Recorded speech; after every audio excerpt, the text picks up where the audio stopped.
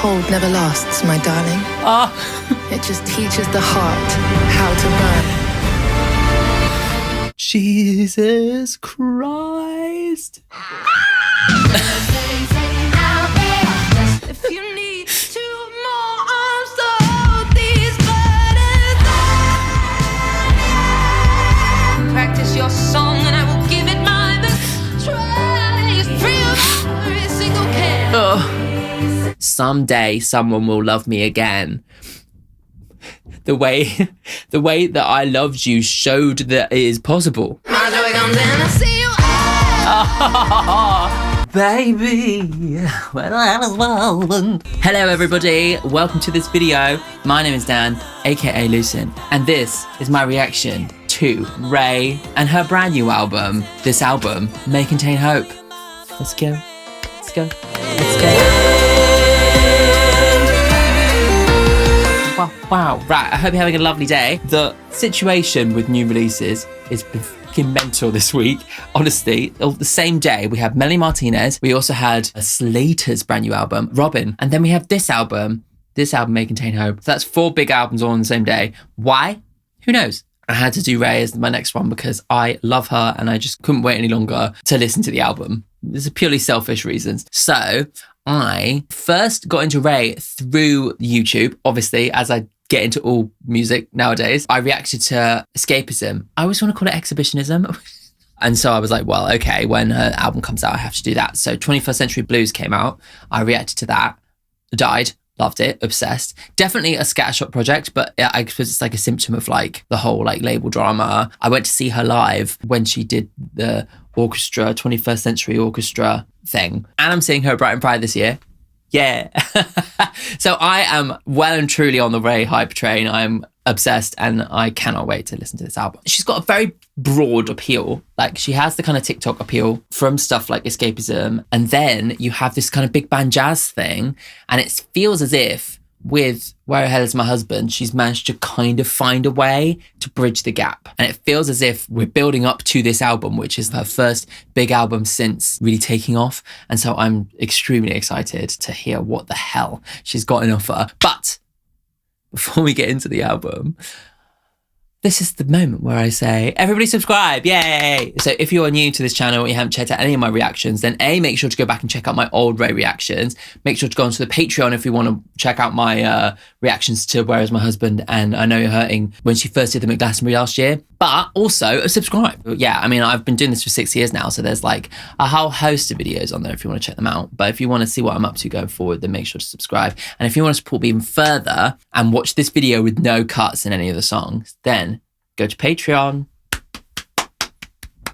Yeah, where not only do you get to support me and watch my album reactions without any cuts, you also get a whole bunch of bonus content that does not make its way to YouTube, including opinion pieces, including other album reactions and song reactions, artist discovery videos, reactions to live performances and stuff. Everything that I do for shorts, all the uncut versions of those things are all on Patreon as well. And on the free tier, there's a newsletter and people have been really enjoying the newsletter and I've been really enjoying making the newsletter. So it's really cute. And like, there's definitely a really lovely community vibe going on over there as well. So yeah, if you want to get involved and support me and get bonus content, then head over there. You can join the free tier or the paid tier start at £3. Yeah. Oh, and please leave your top 5 songs in the comments. I love reading through them. And actually, I really appreciate seeing everybody's comments, seeing everybody's favorites and getting like a new appreciation for the album kind of after my first listen. So yeah, I'll be reading through everybody's comments, but I'll also be giving you my favorite song on first listen at the end of the review today. By the way, if you haven't watched one of my videos before, the reason that this is long is that I go through every single lyric and I go through all the production choices and I get in really deep with like the artistry and my interpretation of the artistry. So get ready. Get ready. Cool, let's do it. Oh my God, I'm so excited. Okay, so the first song is Intro, Girl Under a Grey Cloud. Grey Cloud. Grey Cloud. Allow me to set the scene. Okay, our story begins. Cue the thunder. Autumn leaves, a woman in her late 20s walks from a bar to her hotel. She is 7 Negronis deep and she nurses a hole she is desperately trying to fill. Oof. She herself has become the girl under the grey cloud. This night in November would prove to be the catalyst.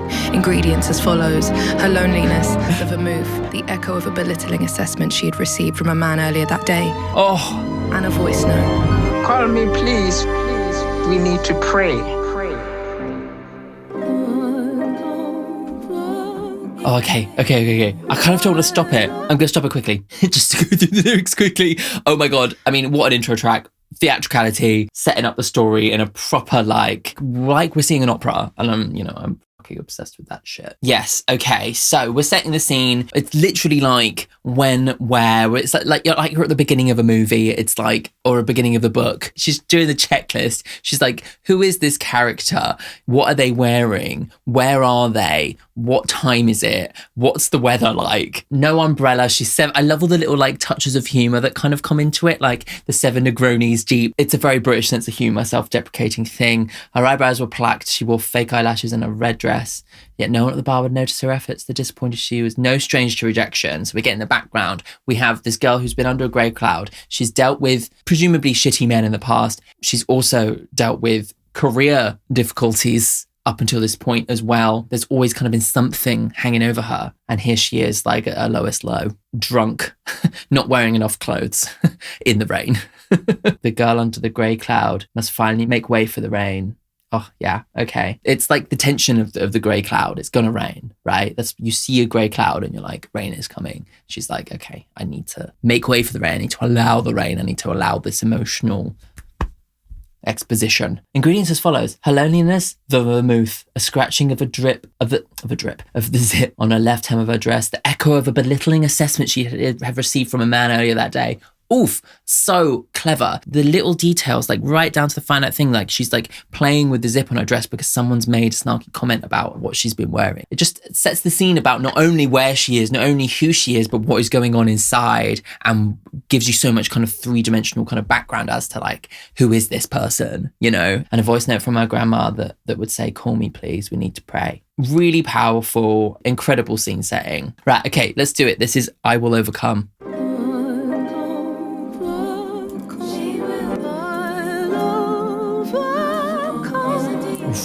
I love that place in her voice that she hits there. Ooh. 500 steps left to make it to the front door. Okay. I feel my backbone threatening. Oh, love that. He wants to be in Paris, drunk and alone. Yeah, okay. I feel syrup strands of blue moonlight down to illustrate. God, those like kick drums that come in are so ferocious. So I look chic cause I cry, and it's funny some people say I remind them of Amy. Some spit through their keyboards. The arrows from your tongue is the same devil you tortured her with. Oh, fucking hell. Oh, God, that is so powerful. Like evoking Amy, but in a way that's like, I will not succumb to the same things, you know? There's a thin grey veil over her horizon. She will overcome, 500 steps back and I was doing so well. Jealous of everyone online who is so much happier and content and complete. And I'll play Edith Piaf and I'll dance and Oh, wow.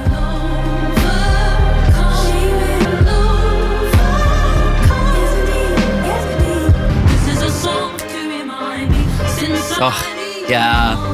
My battery died, so I'm not sure if I turn left or turn right as my eyes gather tears. It's as if skies above start to thunder and rain like a Hollywood movie. No lover to kiss or promised happy ending. I'll swing round this street lamp. Oh, sing in the rain. But I won't even care. Aren't we all broken people? Just perfect how to hide.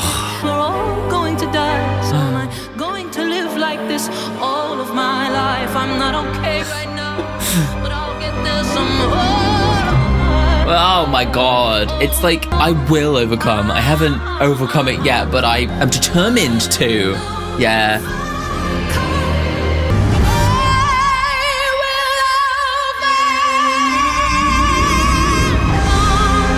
Oh my God. Wow. Oh my god, the orchestra is fucking insane. There's a thin grey veil over her horizon. She exists behind it. She will overcome. Oh god. Beautiful. Oh my god, that last chord. Fuck off. Wow. Oh my Gideon. Like, Jesus Christ. That is just like, just the thing that gets me right about that, this idea that she's fusing these versions of herself into one thing. Who is Raye who sings Worth It versus who is Raye that sings Escapism? And this song finds something that is in between all those things. You know, we have the orchestra, but then you have spoken word. You have little snippets, sample snippets. You have like the really, really heavy electronic kick drum, which kind of relate more to like R&B or hip hop. Some of the sung stuff is actually almost like sing rap style, and it fuses it into something that's very fresh sounding, you know, just brilliant. And again, with the storytelling, this is the beginning of the album, and she's saying, I'm writing this song because I need to put it into the world. I need to inspire myself to overcome. There's a thin grey veil over the horizon, the wall between hope and despair. She exists behind it. She will overcome. It's about finding hope, isn't it? 500 steps left to make it to the front door. My red heels click, click, threaten to greet the concrete below. I mean, who wants to be in Paris drunk and alone? This is very interesting that she's like alone. I feel syrup strands of blue moonlight pour through the clouds. Oh my God, the fucking poetry. Oh my God, that's such a beautiful lyric. To illustrate briefly the state of my mind, I have a black cat eye glasses so I look chic as I cry. Oh, one line tells you everything you need to know. And it's funny, some people say I remind them of Amy. Some spit through their keyboards I'll never amount. And the evil in insults, the arrows from your tongue is the same devils you tortured her with. Anyhow. Oh my, I mean, what a powerful thing to express. This is something that she's been getting for ages, and I'm always like trying to argue against it. Because she has like a similar look, and because she's from London, and because she does jazz, people feel the need to just almost like write her off as like, oh, she's like Amy Winehouse. Do you know what I mean? Like, and you just see it everywhere in comments for everything. I understand there are certainly similarities, and I'm sure that Amy was an inspiration for her, as she was for most people. But like, what Raye is doing is like a different style of art. And it seems as if people use it as an insult in this context, right? She seems to be saying. And she's like, oh, those are the same arrows that you pointed towards her. And we all know what happened with Amy Winehouse. And we all know how she went downhill. It was the fame, it was the spotlight, it was the tabloids, you know, attacking her in the press and stripping her of all of her privacy. And so she evokes that with a lot of power in this moment. This is a song to remind me, since I needed one, I will overcome. 500 steps back and I was doing so well. I love the reference that 500 steps, and now she's talking about 500 steps previous, and it seems to be that she was okay, but then something happened that's just kind of made her fall back into old habits. While scrolling, I sighed of everyone online who is so much happier and content and complete. Social media addiction is something that we all kind of deal with in our own ways, and it can make us spiral when you see the way that other people are living their lives, or seem to be living their lives, you know, because obviously we all know that it's edited and manicured. 500 steps left. Maybe I've lost count. My battery died, so I'm not sure if I turn left or turn right. As my eyes gather tears, as if it was staged, all the night skies start to thunder and rain. Like a Hollywood movie with some sad exceptions, no lover to kiss or promised happy endings. I'll swing round this street lamp and give you a story. You may say I look crazy, but I won't even care. Aren't we all broken people? Just perfect how to hide it, yeah? And life's guarantee that we're all going to die, so I'm going to live like this all of my life. She's like, there's no option where I can stay in this, and so I really have to move on. I love, the fusion of classic Hollywood, classic orchestra with modern R&B hip hop sounds, and also modern expression of romance. We're talking about, you know, scrolling through your phone, seeing other people's Instagrams. It's a very modern girl with some kind of classic references, you know. I hope you're ready for this reaction to be extremely long. Because, I mean, it's an hour and some G, and I will chat for ages. Next song, this is Beware, the South London Lover Boy. Deep in the heart of the South London concrete jungle, there lives a strange creature, the South London lover boy.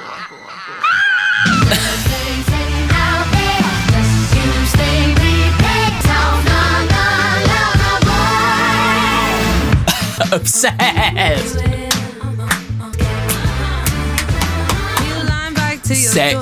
Sick. Milk and squeeze it before he leaves his market. He's just so charismatic. I'm too toxic for you, darling. But when Yeah. we kiss, it feels like home.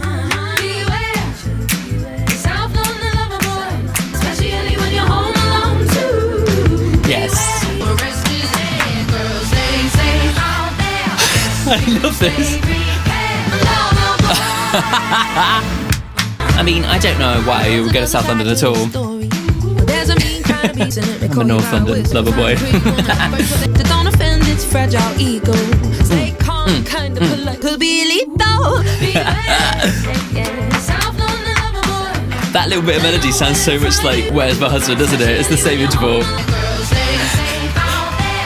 I literally love this song so much. Alright, girl.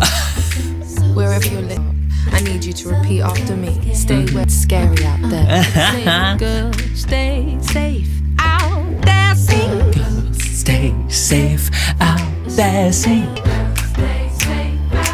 It's best to stay prepared.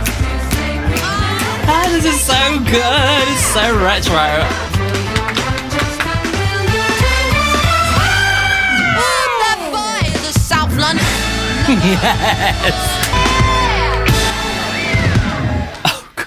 Oh God. Oh, that's so sick. Oh my God. Just fabulous. The whole like public service announcement thing, it seems like a kind of like 50s like on an advert or something, and it would be like, beware, the South London lover boy been spotted in the area, a werewolf or whatever. It kind of really evokes all of that kind of like classic Americana, classic Hollywood imagery to kind of like but like it's such a fucking creative way to be like, here's this shitty ex-boyfriend, let's put this PSA out that everyone should fucking avoid him because he has bad news, using that classic reference. It's genius. So genius. What she's saying, like the spliff having from his lip and all this shit, it's so modern and so up to date. And so again, it's like it feels like it's bringing retro aesthetics right into the 21st century. It's just fabulous. Can't cope. And so creative and so theatrical. It's like we're in a fucking show. It's like we're at a show. I'm obsessed. Oh, and the slowing down and the repeat after me. Like, please learn. I'm going to make sure you know before you leave this song to avoid this man. Oh, God, fabulous. Deep in the heart of the South London concrete jungle, there lives a strange creature. Beware the South London lover boy. Girls, stay safe out there. Best you stay prepared. He's a South London lover boy. I mean, you know, South London. If you live in London, then you know that there is a rivalry and the North is best. We actually have trains up here. I don't know if you've heard of it. Just saying. Beware and be wary. It's so scary. He'll line bike to your doorstep. Me. Spliff hanging off his lips. He'll grab your ass and squeeze it, leans in for a get the fucking line bike reference. Like, that's so funny. There is such a vibe because he's probably nicked that line bike. It's probably doing that thing where it's burp, burp, because he hasn't paid for it. I'm getting the vibe. You see them everywhere. These fucking pricks who steal the line bikes. It's so funny. I can't. And he says, I'm too toxic for you, darling. But when we kiss, it feels like home. Oh.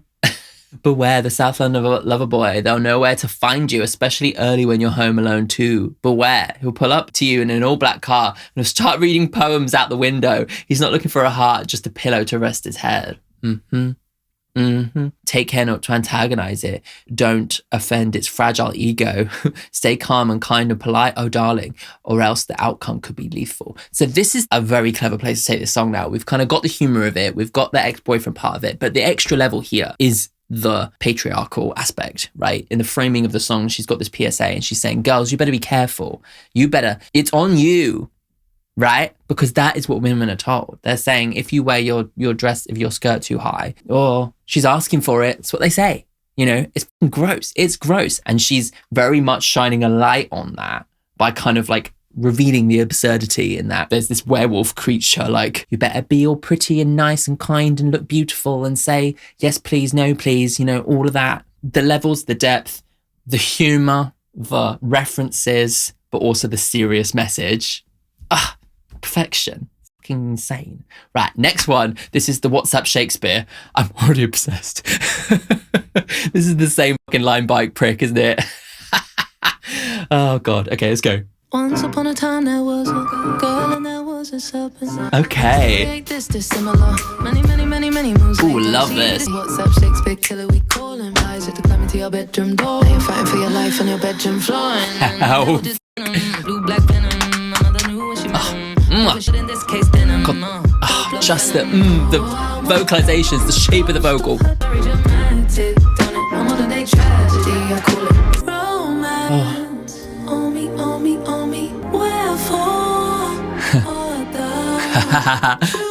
He strikes again. Oh, he's a cursive kisser.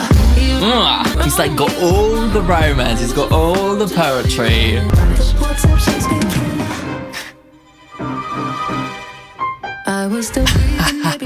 I love the kind of like almost like kind of late 90s like TLC. Oh, it's a bit like Bills, isn't it? It's got all that to it. It's actually very much like Bills as well, so I'm kind of obsessed.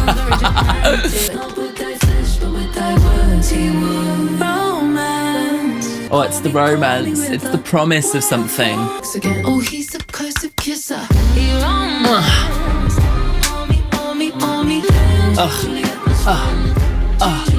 Run, Juliet, run. Silence on notification. This text to release. I bleed from night tongue. His weapons of mass seduction. Words of mass seduction. Out there. Romeo fraud. He's a 6'2" sick mother, 5 months minimum recovery. And no one did die in the story, but I didn't side when I found out I was one of 7 of the leading ladies. Starring in the new romantic thriller. What a twist. Wherefore, art thou? Oh my God, come on.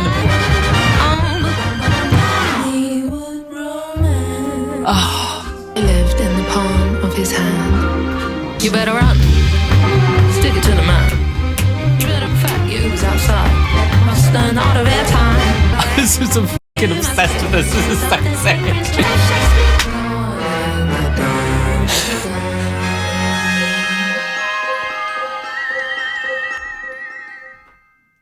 Wow. Frenetic. That was kind of difficult to actually keep up with everything that was going on. But oh my God, what a barrage of fabulousness. So many clever references to Romeo and Juliet and to their love story. And she's like, yeah, no one died. But I did find out that was one of 7 other leading ladies. All these theatrical references. We're talking about the theatre. We're talking about a play. We're talking about a movie. Every single song so far has had elements of the theatre woven into the lyricism, woven into the sound of the music, woven into the way that it changes tempo and changes style and moves between these different places. This one almost stands, you know, like when you watch one of those old movies like Singing in the Rain, you have like the soundstage medleys. It'll be like a dream sequence. The one, like there's one in Singing in the Rain where he's like, gotta dance. And he's like, it's like a dream sequence and they're showing all of the different things that the studio can do. It's just like multiple different setups with dancers and like all the people jumping into the pool and all the feather boas and all the choreography and all of that stuff on different sound stages. But it will kind of flow from one to the other. It will change tempo and it will change style like slowly as it goes. Like it was like a trope in loads of those classic old movies. If that song feels like that, you know, doing all the different scenes as she goes through this, it's just so genius that the levels that this is working on, and I haven't even got into like the story of the song yet. The story of the song is like something super relatable, but the way in which she is telling the story brings it to life in like this fabulous, super modern and yet super retro way. Fuck my life. I feel like I'm already reviewing the album and I've only listened to like 4 songs. Once upon a time, there was a girl, and there was a serpent. And her name was Eve, and she took a bite from the apple. Yeah, okay, so we're evoking, obviously, the Garden of Eden story. The Garden of Eden. Such sweet poetry he would write. The WhatsApp Shakespeare killer, we call him. Lies just to climb into your bedroom door. So this guy is very much like the poetry, the romanticism, the spliff, the line bike. We're getting such very clear view of this guy. It's all about the seduction. It's all about the game. It's all about like attention, ego, feeding into his ego. He's got 7 girls because they each feed his ego because they were like, oh, you're so lovely and romantic. You know, you do that to Raye, you fucking prick. I hope his identity is never unveiled because the fans will go crazy. My mother knew when she met him. Wolf in sheep's clothes, but in this case, denim. A cold blood fella. And so it's like my mum knew. I love the kind of the references to the matriarchal kind of things that we've got going on, the mum and the nan. And I know that her sisters are featured on this album as well. So that element of it, I think is already quite powerful. He'd WhatsApp me, call me with a "Wherefore art thou, true love?" He strikes again. Oh, he's a cursive kisser. The cursive kisser is so clever. Like he's writing in cursive. Classic romanticism, which he's only using because he knows that girls want it. And boys, we all want it. We all want that true sense of romanticism. We've all been brought up on Disney and shit, especially when you're in your 20s as well. We want the Romeo and Juliet, apart from the death. But that's the whole thing. And he knows it. And so he writes in cursive. He writes all this poetry because he knows what people want and he gives them what people want, but only on the surface and only just to feed his own ego. Let's pray. The phrase WhatsApp Shakespeare is the modern and the classical move together. And that is very much, seems to be her entire premise for this album, is merging the worlds of classic theatre and modern heartbreak. I was still breathing, baby, just barely. Grandma had to bring her Bible. Sister want to hunt him down. Yes, okay. The women in her family. Last text sent in the dead of night when the light in her eyes left with him. Oh, the light in her eyes. The last text, the phone is off. The light in her eyes disappeared out of her eyes and off it went with her. It's such a beautiful detail. It just puts you in there, doesn't it? You can see her eyes with the reflection of, oh my God, I can't cope. Forward this text to at least 10 people. That's so funny. We all get those texts. Don't do it. Thy words I plead from thy tongue. Ugh. His weapons of mass seduction, my midsummer nightmare. Again, more Shakespeare references. Don't end up like me. From a sweet lie to the all-out Shakespearean voice notary. So good. Though I'd love to clarify, no one did die in the story, but I did inside when I found out I was one of 7 other leading ladies starring in a new romantic thriller presenting the WhatsApp Shakespeare killer. I ask you to forward this message or face 7 months of sadness. There's this idea of passing it round between women, like we had it on the previous song, we have it on this one, we have her mother, her grandmother and her sisters passing the message around. Women, girls, this is her support system. Is her females, her friends and her family. Women sticking out for one another. That seems to be a very key thing. You better run, stick it to the man, you better run while you can. In fact, your Uber's outside. You must escape the clutches of this fake Prince Charming, aka the WhatsApp Shakespeare, darling. Fabulous. Just fabulous. So much detail, so much power, and so many levels. I'm obsessed. I need to move on because this review is going to take hours. Right, this is Winter Woman. Picture me, I am a silhouette. I am a sob story standing in the rain in a summer dress. He had plans to love me, but it seems I made a grave mistake. Call me, you can send a text. Maybe I'll become the queen of hearts. Girls get by, cold girls won't cry, fake fur coats in the middle of July. I'll be sad before life goes on. She gets her money, then a taxi home. She's green. This one definitely sitting more within that kind of R&B side of the scale. Pull up at this petrol station, please, so I can buy a large bottle of gin. Baby, I'll become the queen of hearts. Girls get back. It's like romanticizing this vision of a woman, My days to come. Now watch out, slow motion. Give me a night to cry my heart out and a day to rebrand. As I remind myself, she hides her scars under suppressors and crimson dresses. No more. Got the rhythm and the flow of her kind of slightly more rappy. Has enough to make her name a word you won't forget. Wow. Ugh. Goes on. Picture me, I am a silhouette. I am a sob story standing in the rain in a summer dress. Only someone. God, that fucking lyric. Interesting chipmunk vocal here. Now we're floor-length fake fur coats in the middle of July. Yeah. Until then, all that life goes on. Yeah. Oof. Great. I think my first kind of takeaway from that is the kind of patriarchal expectation of a woman who is sobbing, crying, still having to remain beautiful. That kind of impossible contradiction. So much of it comes out of this like classic Hollywood persona version of a woman. And I suppose that's the reference there, isn't it? That's the link. I am going to exemplify this perfect Hollywood vision. Picture me, I'm a silhouette. I'm a sob story standing in the rain in a summer dress. Just great. The lyrics, the way they play off the tongue is just like so fab. Only so much the heart can take. He wrapped his arms around her perfect little tiny waist. I'll see myself out. I'm going home. To cry in private by Uber exec.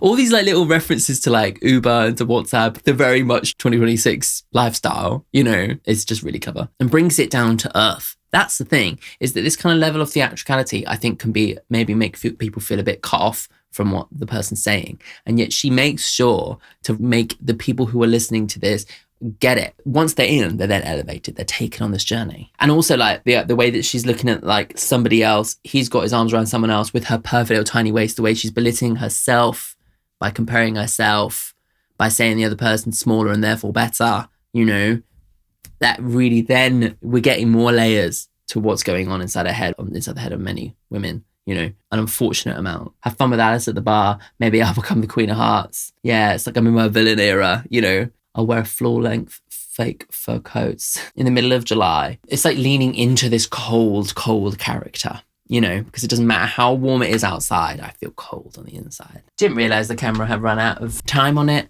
and I don't know what I was talking about. It kind of almost like it's that moment in a movie where you see the character kind of go beyond point of no return. You often see it like actors in those kind of roles be like super emotional, showing their face, and then they'll just suddenly go blank. It's kind of giving me that moment in a film, like a villain origin story. That's kind of what it's giving me. Maybe that was her idea for this song. This is my villain origin story song.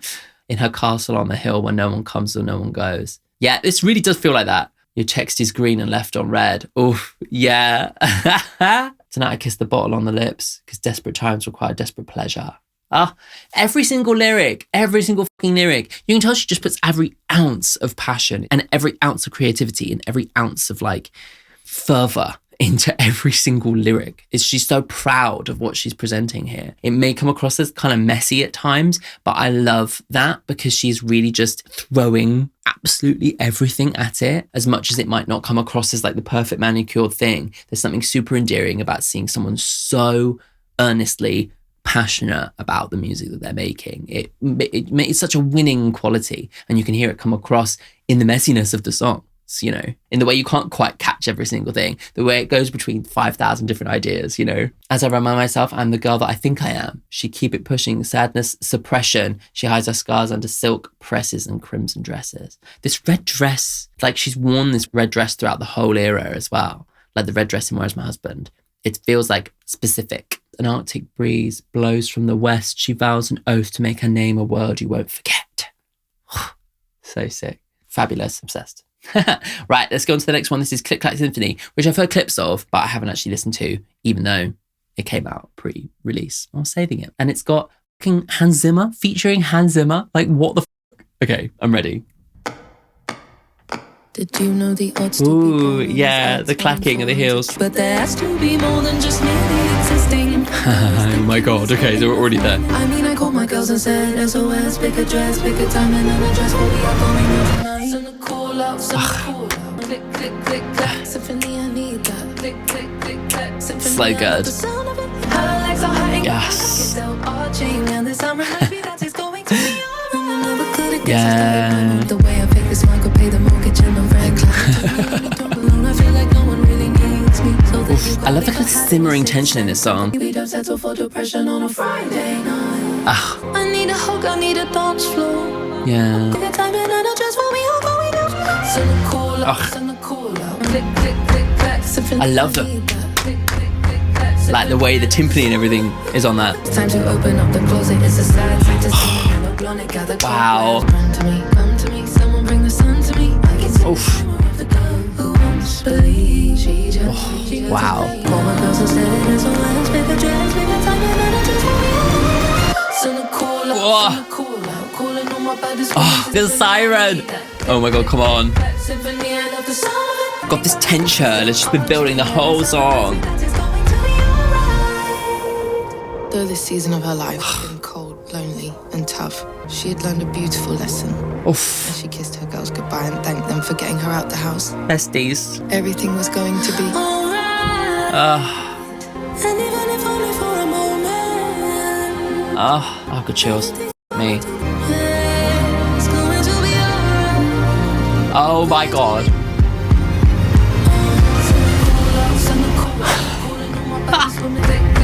Symphony, I love the sound of it, like a girl's I did, darling. Daddy's going to be alright. She put her headphones in, and there she danced under the weight of her clouds. But for the first time in a long time, she believed that one day she would again feel the sun. She must be patient. She must have faith in the seeds. She must hold on, and she must let go. She'll be alright. No riding shining on at night. She will save herself this time. She did confirm. The cold never lasts, my darling. It just teaches the heart how to burn.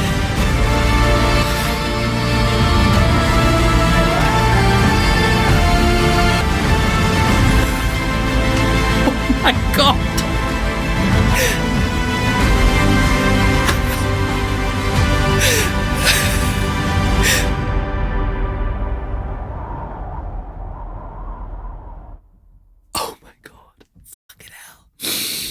Jesus Christ. Oh my god. Oh fuck me. Oh my god. There's just so much I want to say about that. But I need to get... Oh my god. That is just insane. That's the Hans Zimmer difference. Fuck me. Oh my god, that didn't disappoint.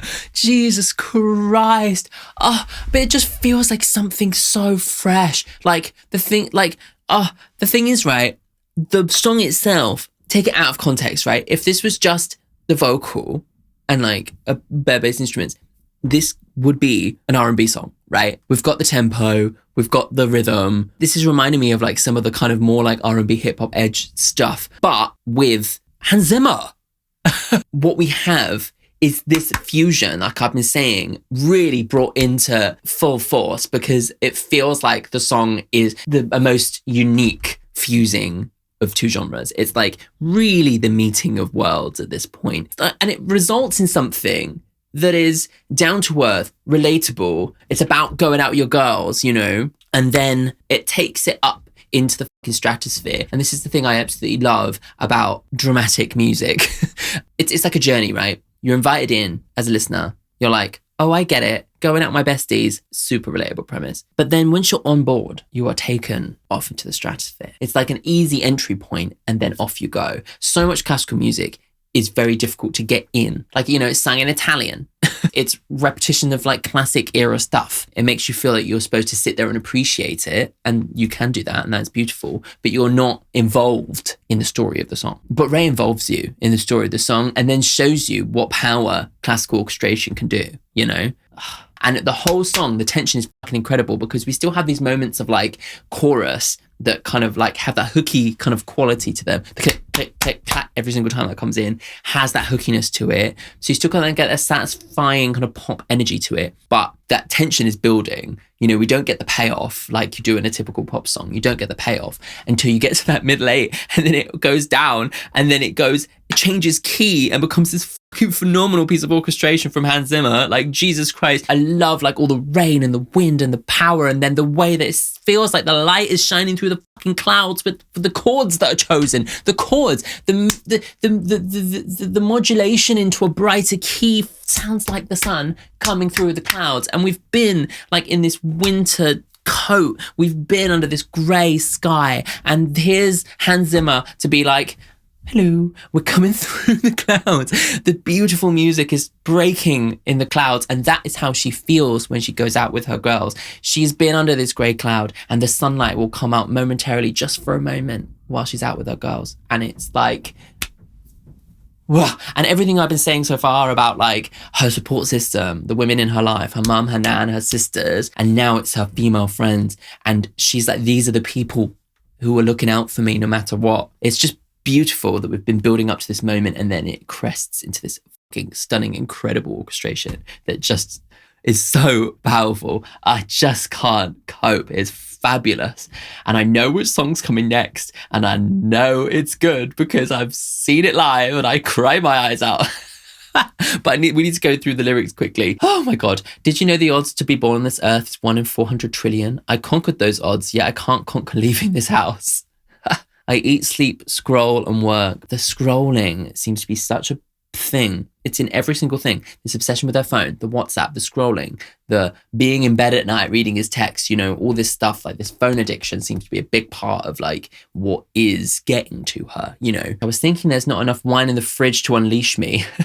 And this feeling fiends for some feminine healing. Great. By that I mean, I call the girls and say SOS, pick a dress, pick a time and an address, for we are going out tonight. Send the call out, calling on my baddest women. It's about to go down. Click, click, click, clack, symphony. I need that. The girls, the heels, all walking down the street. You can see them all walking down with their heels. I just love it. Her legs are hurting, but her back's still arching. And again, we're getting like little tidbits of like feminine anger, the heels, the pain of being a woman, you know. Just try my luck in Hollywood and find some auditions, because the way I fake this smile could pay the mortgage and the rent. So good. So thank you, Carly, for having a sixth sense and calling to remind me we won't settle for depression on a Friday night. Oh, love it. Sometimes you do just need someone to pull you out of that, because it can be like, it can feel as if like everything's so on top of you that like the idea of even leaving, you're like, oh, I wouldn't have a good time. But usually when you do make the effort to go, you usually do have a good time. That's something I have to remind myself sometimes. I know that it gives me energy by going out with my friends, you know, and yet sometimes I'll be like, I'll kind of be like, oh no, I can't be bothered because I'm too tired. And it's like, no, just you'll find the energy, you'll figure it out and you'll have a great time, you know, and you'll feel better for it. Am I just the product of everything that was done to me? Run to me, come to me, someone bring the sun to me. I just love the flow of everything. I can see a glimmer of the girl who once believed. Yeah, I'm starting to see it. Though the season of her life had been cold, lonely and tough, though she slipped back into darkness and she had hoped by now to have overcome, she had learned a beautiful lesson, and she kissed her girls goodnight and thanked them for getting her out of the house. And even if only for a moment, everything's going to be all right. Then she puts her headphones in and she danced under the weight of her clouds. Oh, but for the first time in a long time, she believed that one day she would again feel the sun. She must be patient. She must have faith in the seeds that are planted beneath the snow. Oh my God. She must hold on and she must let go. She will be all right. No riding shining armored knight. She will save herself this time. And in fact, tonight she did confirm, the cold never lasts, my darling. It just teaches the heart how to burn. Oh my God. Oh my God, it teaches the heart how to burn. Because that's like the act of like warming up yourself, you know, the burning heart. Oh my God, that's just so fabulous. It's like, I'm going to save myself. Oh my God, just absolutely insane, phenomenal lyricism and like the flow. And then you throw on top of that this incredible orchestration. It's like Hans Zimmer's just like, yeah, okay, I'm not going to go halves on this shit. I'm going to treat this as if this were one of my fucking movies and I'm going to score it and it's going to be fucking insane. It's just amazing. I can't cope. Right. Oh God, I'm literally going to be here for hours. I'm going to have to take a break in a minute. Cool. Okay. The next song is I Know You're Hurting. I'm really fascinated to hear the recorded version of this. So the first time I heard this was the Glastonbury live performance. You can check that out on Patreon and you should check it out because, oh my fucking God, I died. If you do want to check it out, it's on 3 Banter. Yeah, like I lost my mind because I wasn't expecting it and it just came out of nowhere and I was like, oh, I'm going to react to Raye's set at the Glastonbury, and then I just lost my mind anyway. So, and then I saw it live and lost my mind. And so I'm really intrigued to see like whether the recorded version, like if it can hold on to that level of like emotion, like how she's done it. I'm really intrigued to see what it's going to be. So let's go. I can see you standing on the edge. Your legs step on the ledge of life's afflictions.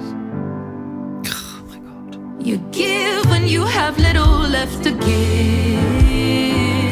Oh, I love the light touch. Ballroom dance with hollow, how are you? How are you? Those backing vocals. But you always keep pushing on. You always keep pushing on. Always keep pushing on. I know life can be a bitch. Some call it Monday. Oh my God. This tension, it just is overwhelming. But I know you're hurting.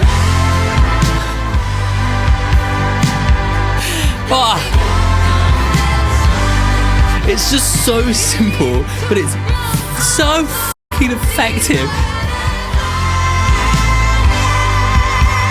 Don't stop believing in miracles.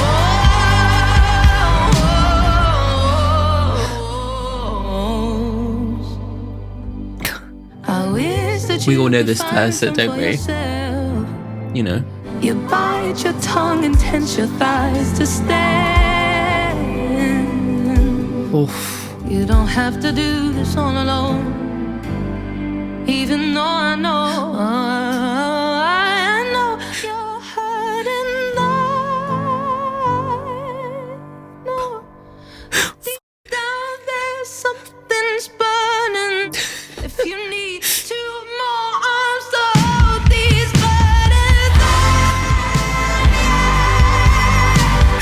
Oh my God. I hope it's working, please, my dear.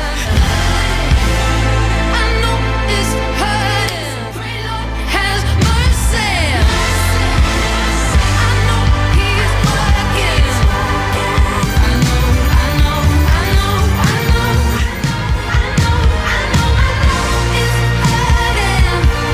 Oh, that PJ just fucking insane. Ain't there something feeling? Ain't all of us just looking for some healing?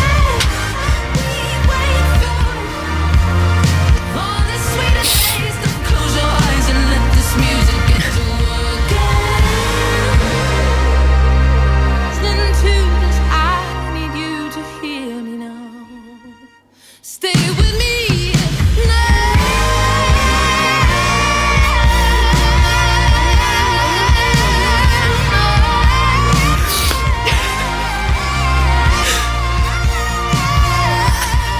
Those vocals, oh my God.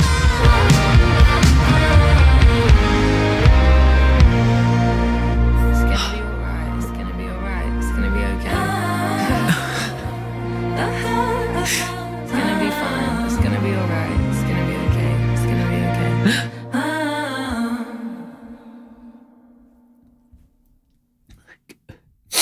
What am I even supposed to fucking say?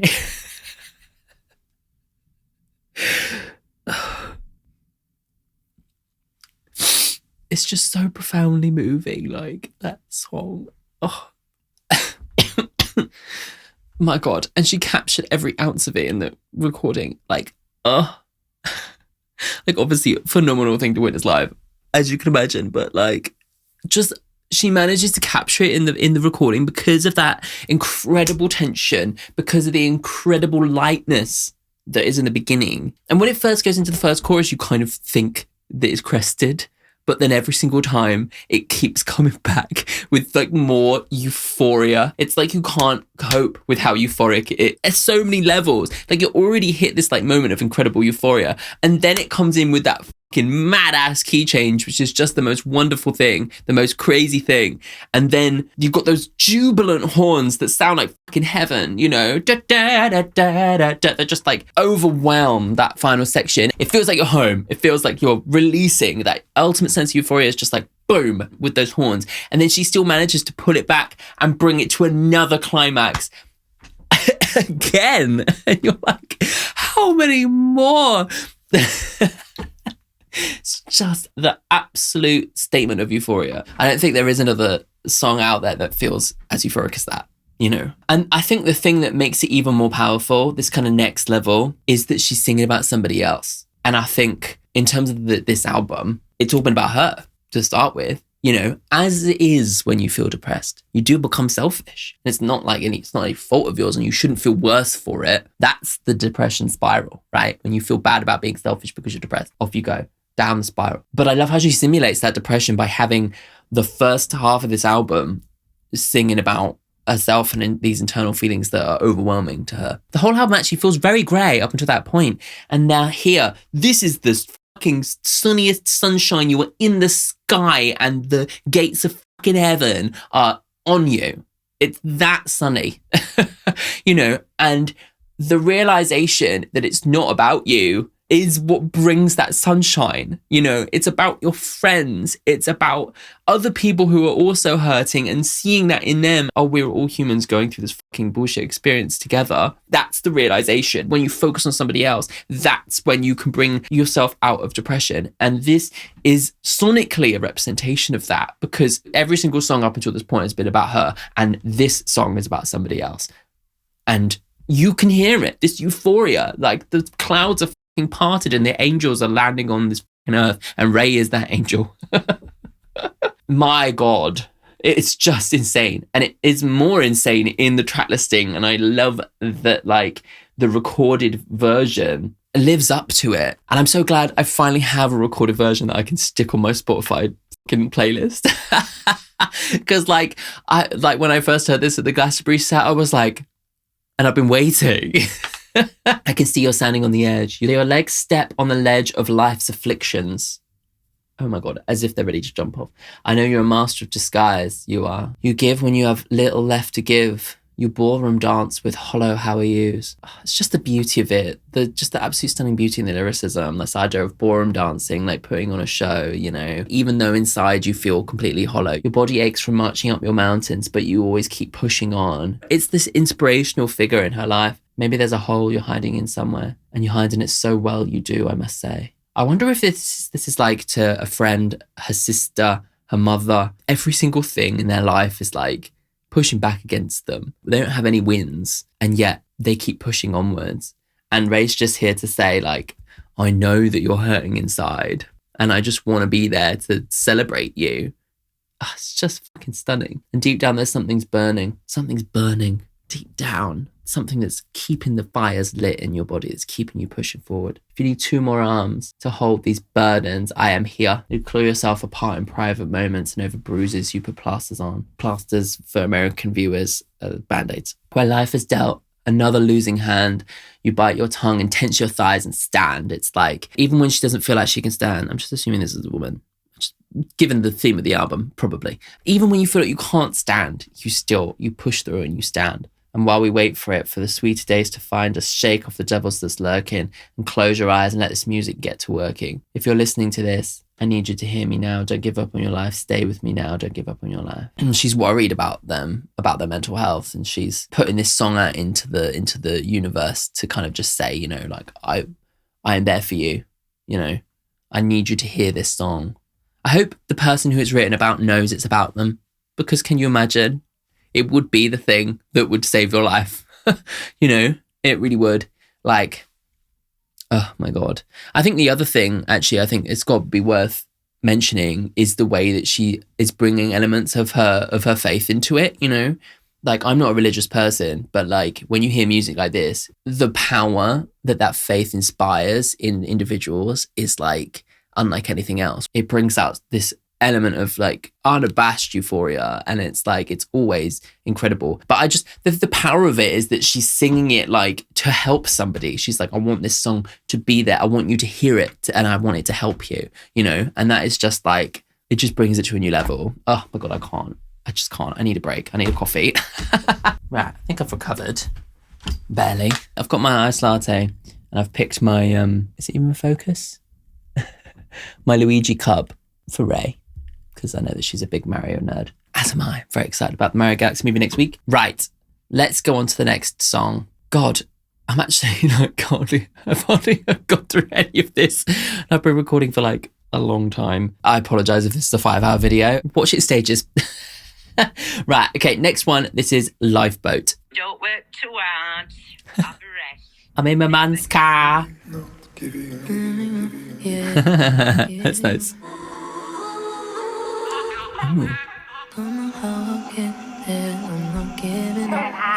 Quite a small intimate moment after the previous song. It's nice. I'm not giving up yet.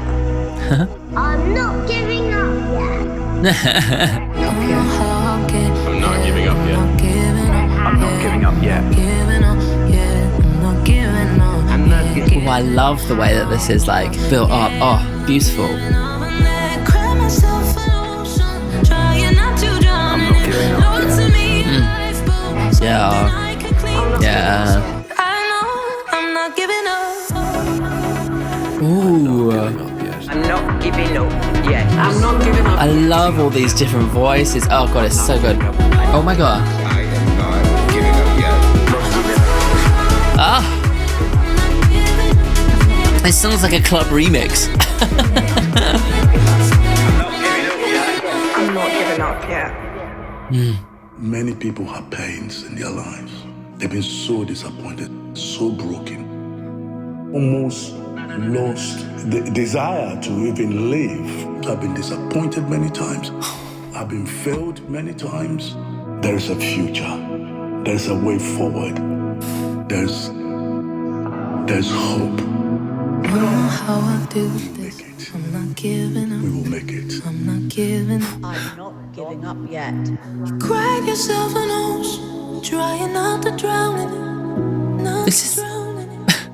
Beautiful. You might not believe. Oh. Never give up. Say it like in the air. Oh my god. It's like I'm gonna dance through the pain. Giving up yet. I'm not giving up yet. I'm not giving up yet. I'm not giving up yet. But I'm not giving up. Wow. Oh.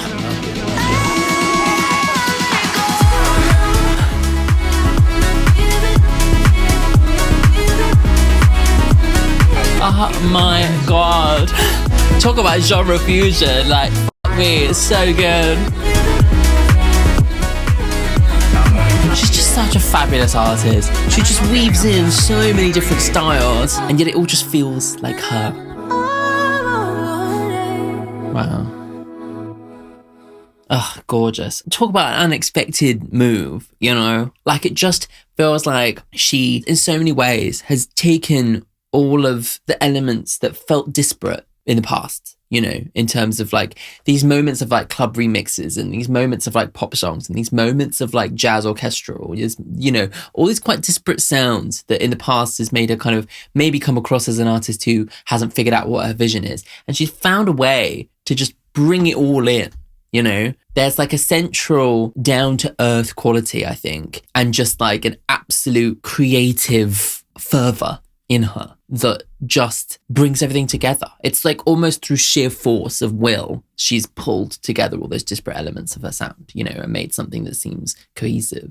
And this one, like, again, we're going to the club, you know, after, you know, I Know You're Hurting, orchestral, like, glory of fucking Jesus Christ himself, you know, and then we're in the club. But it's like a song that's written in quite a different way. We've obviously had quite a lot of like theatrical kind of spoken bits, lyrics on lyrics on lyrics. Whereas this is like a central phrase repeated and repeated and repeated and repeated, which it's almost like a different style of songwriting.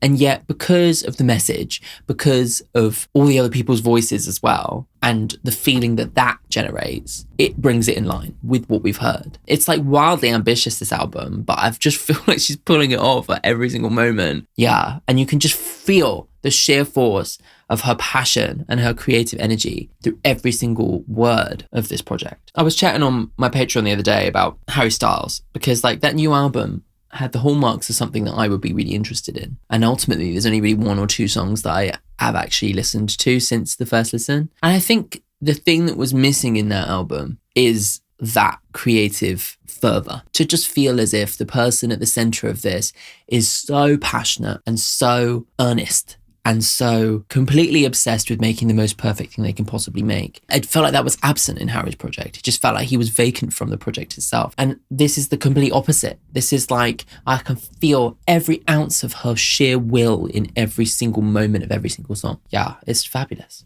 Don't work too hard, have a rest, and never give up. I'm not giving up, I'm not giving up yet. Repeated about 1,000 times, it's a mantra. Cried myself an ocean, trying not to drown in it. Lord, send me a lifeboat, something I could cling to. This is the bit that got me. This guy, Many people have pains in their lives. They've been so disappointed, so broken, almost lost the desire to even live, been rejected many times, failed many times. Whether you're going through darkness, there is a future. There is a way forward. There's hope. I just love off the cuff that sounded as well. It's just really beautiful, really moving. Yeah, and this is like the center of the album where she's starting to find hope, you know, and the lifeboat kind of represents that, right? In the ocean of tears and the ocean of rain. Fabulous. Right, okay, let's go on to the next one. This is I Hate the Way I Look Today. This song is called I Hate the Way I Look Today. I hate the way I look today. I hate the way I look today. No, it seems so sad. Oh my God. I looked into the mirror and I cried. Oh my God, the jazz. And I must admit I'm so unkind to myself, I'll be so mean. I'm okay to be lonely if I'm lonely and skinny. I have such silly things. Oh my God. Oh, so beautiful. It's not giving beautiful. It's giving train wreck. It's giving I hate the way my legs do that, but I realize my destructive state of mind. But I learn to work with it and accept what I've been given. So maybe I should have a shower and wash my face and give it a try. Okay, boys. If you hate the way you look tonight, Ah, yes.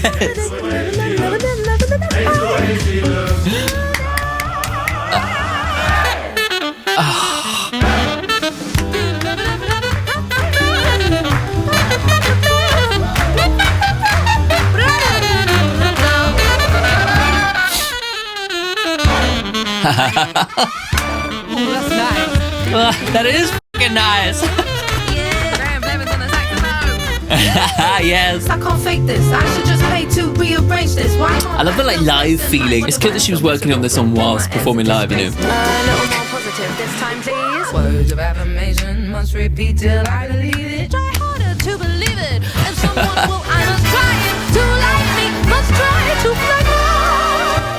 Oh, beautiful. Oh my God. If you try, Do your best. Yeah. Yeah. Though it isn't simple as it sounds, but when self-love lets you down, you must never sigh and fret.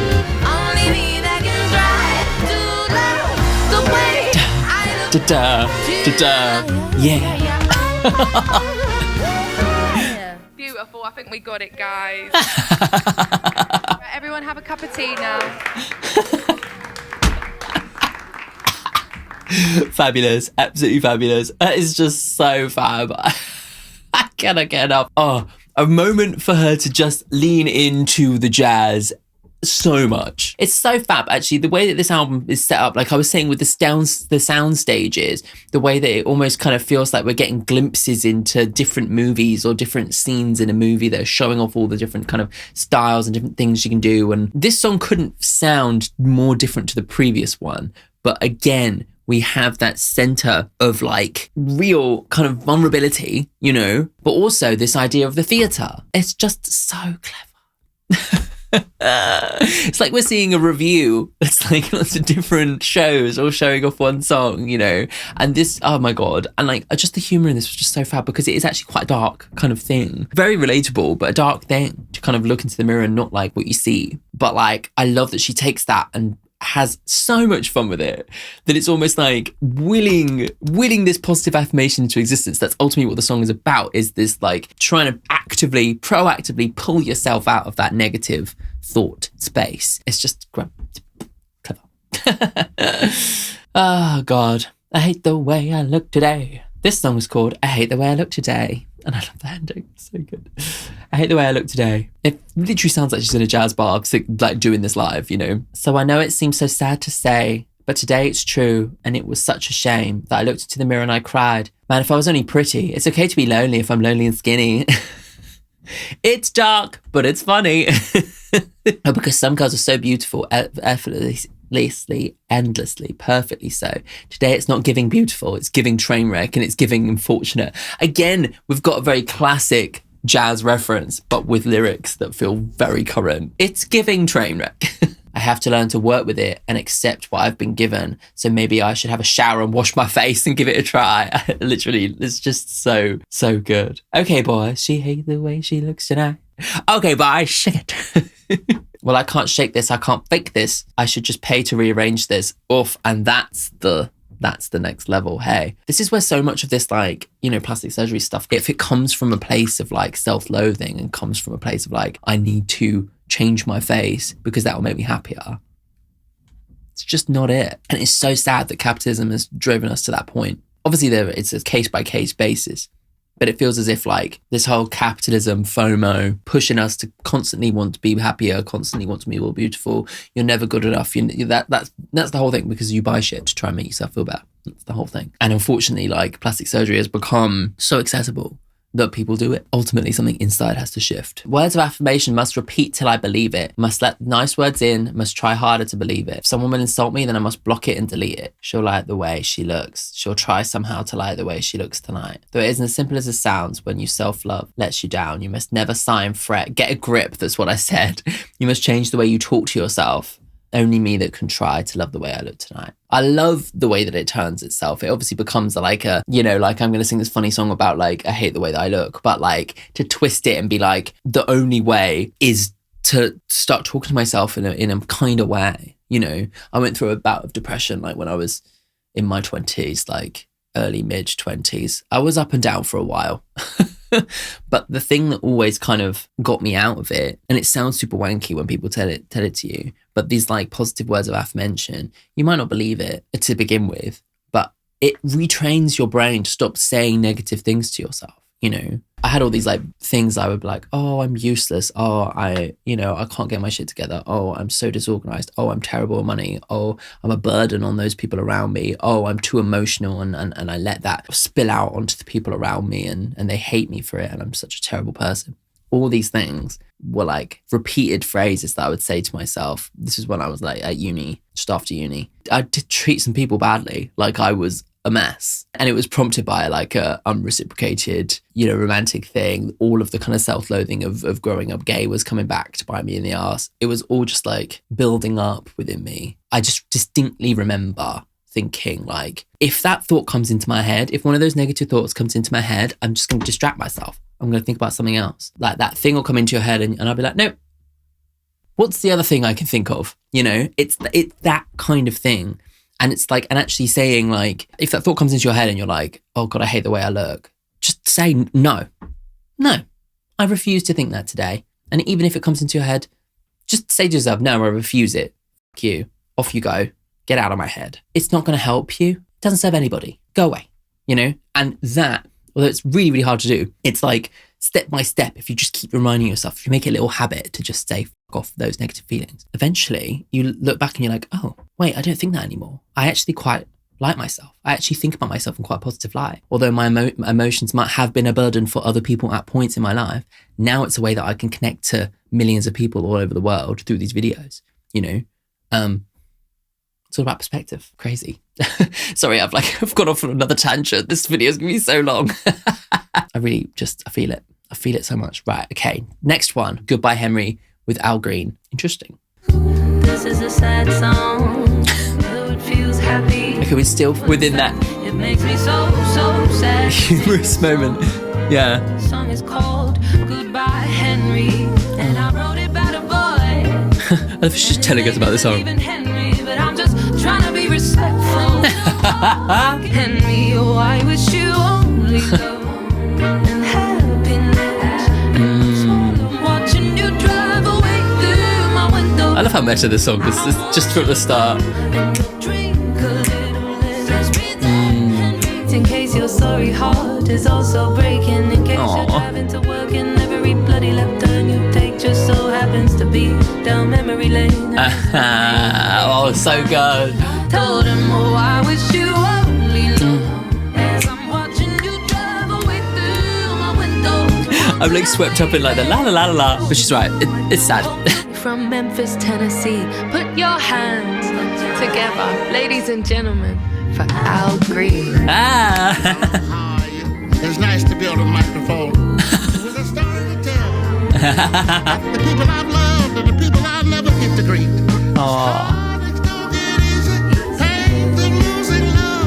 Really sounds great. I love the way that their vocals melded there. Swallowing tears.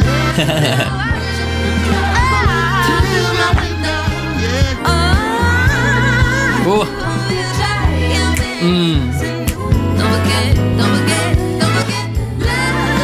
Oh, another key change. Hello. Is this Love on Top? Another one. Yeah.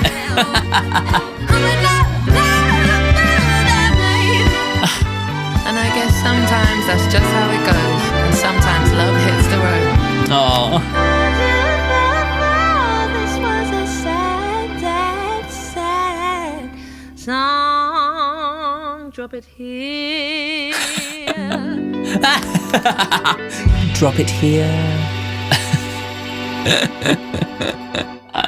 Oh, so fun. I love this idea that like she's actually kind of writing this play as she goes along. You know, there are these moments of like very meta, I'm going to tell you about this story, I'm going to tell you about this song, I'm going to do it in spoken word, as if she's kind of like writing it as she goes along. Like it really just like has this like fun kind of loose kind of silly kind of quality that just hangs over the whole thing. It's actually so stunning to kind of be able to play with humor and really real heavy feelings and kind of find that balance. It's very difficult to find that balance. I think she's doing so remarkably well. A lot of artists are going for the humor aspect at the moment. Sabrina Carpenter's one of those. I felt like Sabrina Carpenter's last album felt like the center of it didn't really have that much kind of foundation on which to lay the humor. Do you know what I mean? Like it just was just like, oh, I can't believe she said that. And that's it, you know?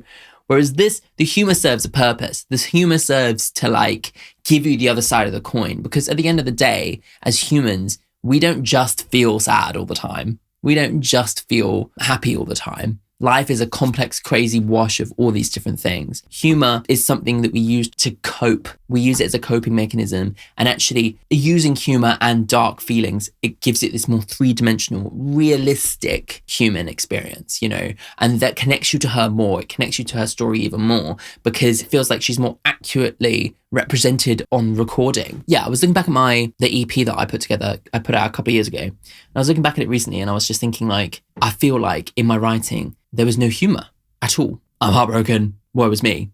And like, without that sense of like perspective, without that sense of wit, without a sense of like just a little bit of something just to kind of cut through it, it kind of almost seems just untouchably dramatic. And it's something that's kind of gone off in my head recently about songwriting. And I'm like, oh, actually, like just adding that little touch of humor, it doesn't even have to be that much, but it just adds that extra dimension and makes it feel relatable. Even if it's just a little bit of knowing, it doesn't have to be funny. It just has to be like a little bit of a wink and a nod, I think. At least for me, because that's who I am, you know, in day-to-day life. Anyway, whatever. I'm getting away from myself. But like, the point is that Raye's smashed it in that regard.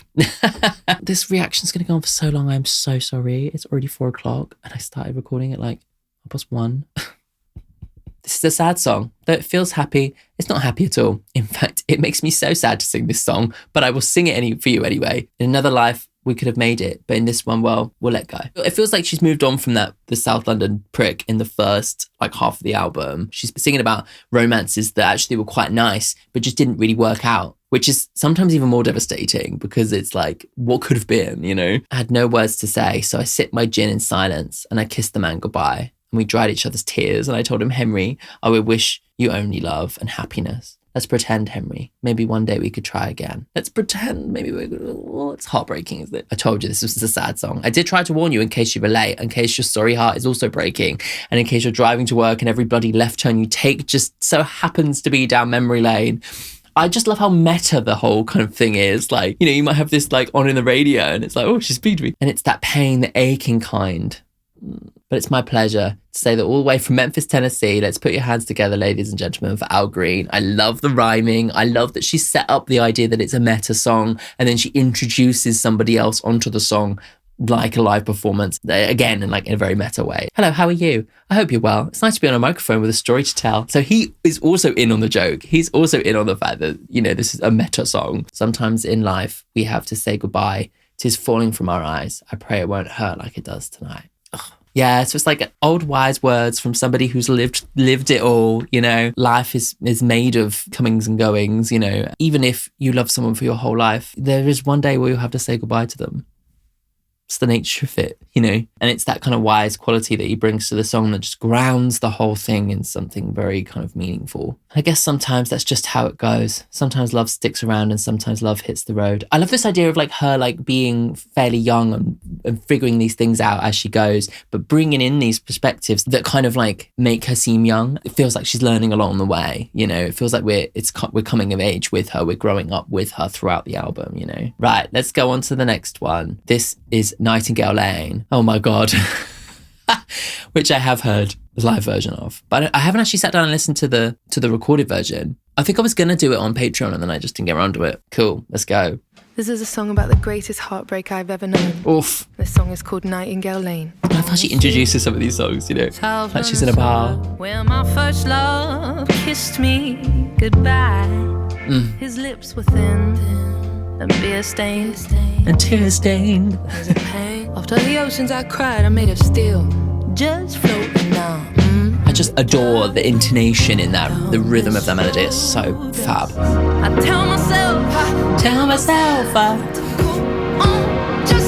say somebody loved me once, and someday somebody will again. Yeah, the hope someone will again. The album does contain hope. You show me it's true. I'm capable of loving someone the way I love you. And I watch them walk away. Oh my God. That movement into that second verse is just so unexpected and beautiful. Ugh. But at the absence of passion in my life, I remember how alive love once was. The quiver in her voice though is just, Tell myself, in fact, I tell myself. Yeah. Go on, just say it. Somebody love me once, like the way you love me on Nightingale Lane. I like how a lot of these songs kind of don't feel overly like poppy or hooky. Like she's kind of split the difference there quite nicely. Next to Old Park Avenue. But I love the bluesy quality in the music here. Someone gon' come along and knock them walls down. And knock them walls down. Yeah. Right here in this ghost town. I'm not ready. Someone once loved me and someday someone will.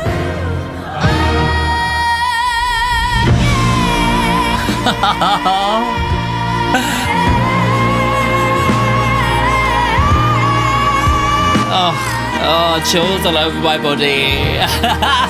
Every time. I'll tell you what, this live was just insane. I just lost my mind. It was, oh my God.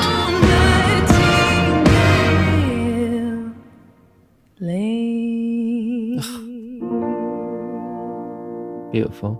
To just bring it down to that right at the end is just so gorgeous. Ugh. I mean, just the ballad to end all ballads, like perfectly orchestral, perfectly like bluesy, merges like classical orchestra with blues, you know, which is quite an interesting mix. And just the performance is just mad. I love that she has so many places in her voice that are really effective. She is obviously a massive vocalist. She's incredible at doing those big notes, but she's also really good at scatting. But she's also really good at the kind of like modern kind of R&B, like going through the lyrics, mumble rap type thing. And the thing is, she's explored all these places in her voice and she wants to show every element of it. But it's not like she's showing off.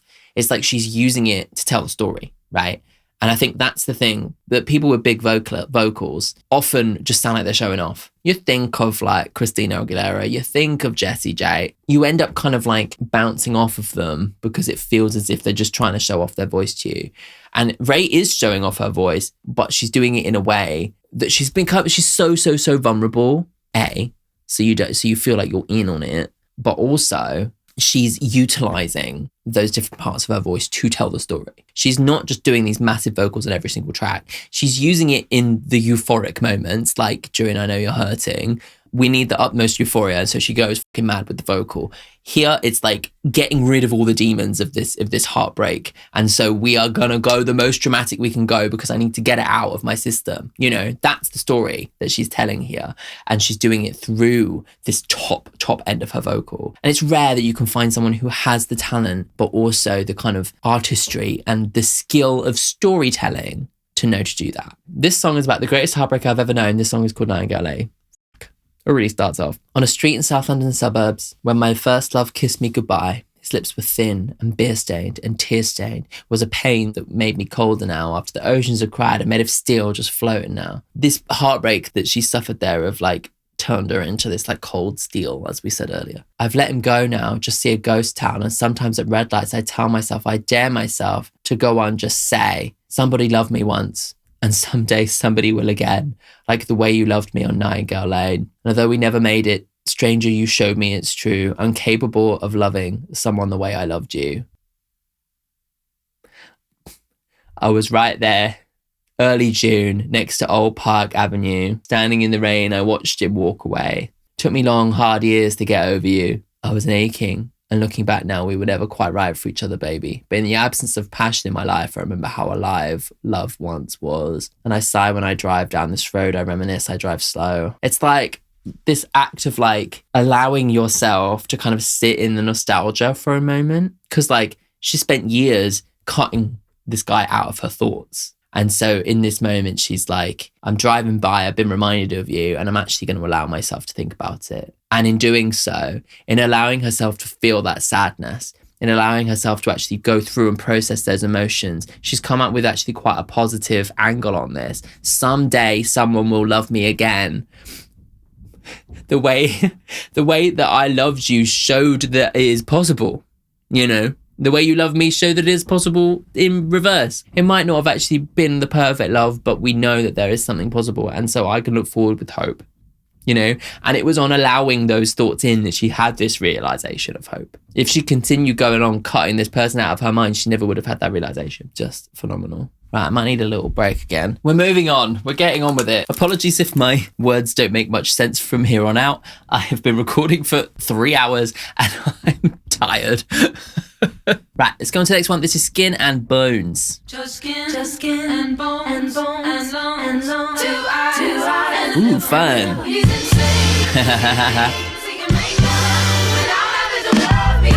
Nice. This kind of feels like a sister to the South London Loverboy. Ooh, fun.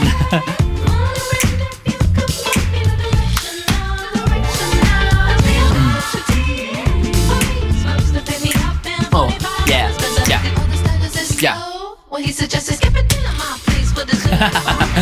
I'm not still looking at all, I'm just so in on the vibe.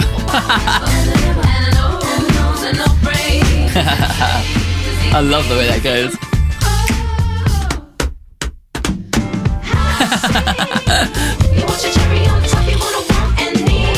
Yeah. Oh.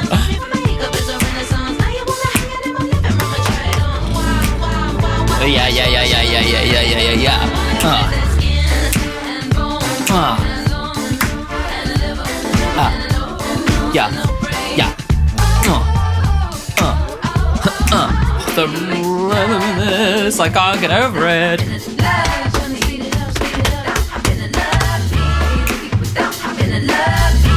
Make love to me without having to love me, okay. Yeah, it's like just a body and nothing else, right?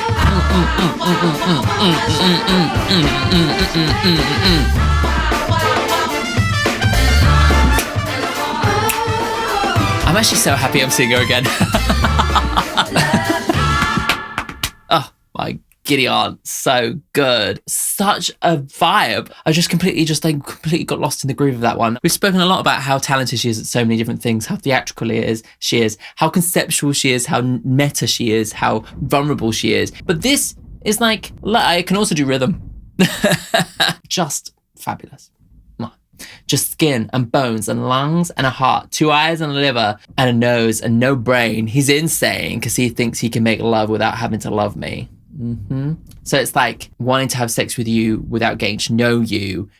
The shallowness is purely just skin and bones, You know, that's the thing, right? That's as deep as it goes with him. This one just texts to cancel plans. It's the audacity for me. You're supposed to pick me up in 45 minutes. My hair's looking lovely. My dress has been selected. Are the standards this low? Well, he suggested skipping dinner. My place for dessert? The bar is on the floor now. The bar is on the floor. It's wild, wild west for a single woman. I can confirm all he wants is that skin and bones. Like, that's all he wants. He just wants the body. He just wants the shallowness of it. Yeah, it's like, oh, let's skip dinner now. Sorry, I'm running late. How about just dessert of mine? It's like, nah, fuck you. You don't want to get to know me. You just want to fuck me. So no. Hello, sweetie. Will your non-exclusive text proposal to maybe call me in a week, but you'll just see how you're feeling. Yeah, it's manipulative. This is definitely the like sister song to South London Loverboy in vibe and in story. But this one, it feels like she's coming from an empowered perspective, you know? Before it was like, I'm still in the depths of despair, but here's a word of warning. Whereas this is like, back up, fuck off, don't come near me. There's a much more empowered thing. Feels like she's really learned something as we've kind of progressed through this album. I mean, completely. It's all about the journey, this album, isn't it? My makeup is a Renaissance painting, presumably. Fab. Just a brilliant way of putting all those thoughts together in a really fun song. Right, okay. Next one is Where Is My Husband? And we're going to listen and we're going to enjoy it. You ready? We've all heard it 1,000 times, but we're ready to hear it again. Baby. Damn it.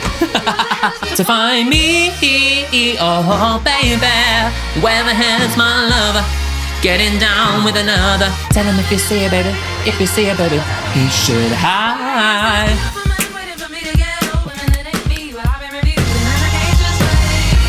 This sounds a bit different, right? It sounds like tighter and brighter. Completely how my heart burns for him. I try to sing like Raye. It's hard. Oh, baby. I love the way that this recorded version captures like a feeling of the live version in it, you know? Which is how it obviously debuted and inspired the song, you know? Just such a good song, isn't it? Like, I know we've all overheard it too much now, but it is so good. Is he okay? This man is testing me. Help me, Lord, and I need you to tell me. Oh yes, this is new. Wanna. Up like a ring, up like a diamond ring. I'm a wedding finger. I would like a big and shaggy diamond that I can win about and talk about it. I could never doubt it. This man is testing me. Help me, Lord. I need you to tell me, baby. Your husband is gay. Up like a ring, up like a diamond ring. On my wedding finger, I would like a big and shiny diamond.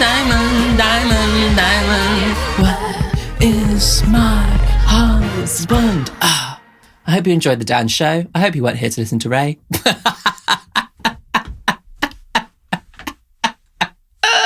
We've all heard it enough.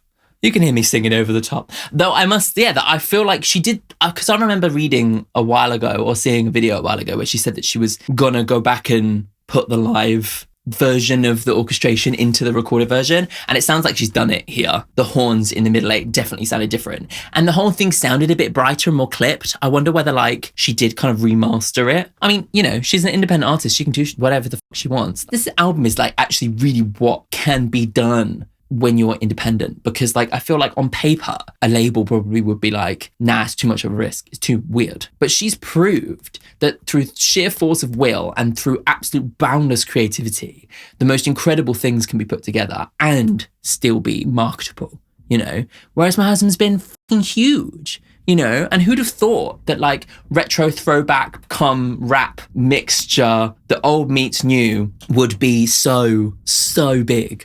I'm so pleased that she's found so much success doing what is creatively just exactly what she wants to do. She's an absolute winner of the modern era. Go independent, leave the label, and find crazy amounts of success with it. It gives you hope that like music isn't dead. I know that she struggles to earn money from it, but that's why we're all streaming this album, and I'm gonna buy the vinyl even though I don't like the album cover.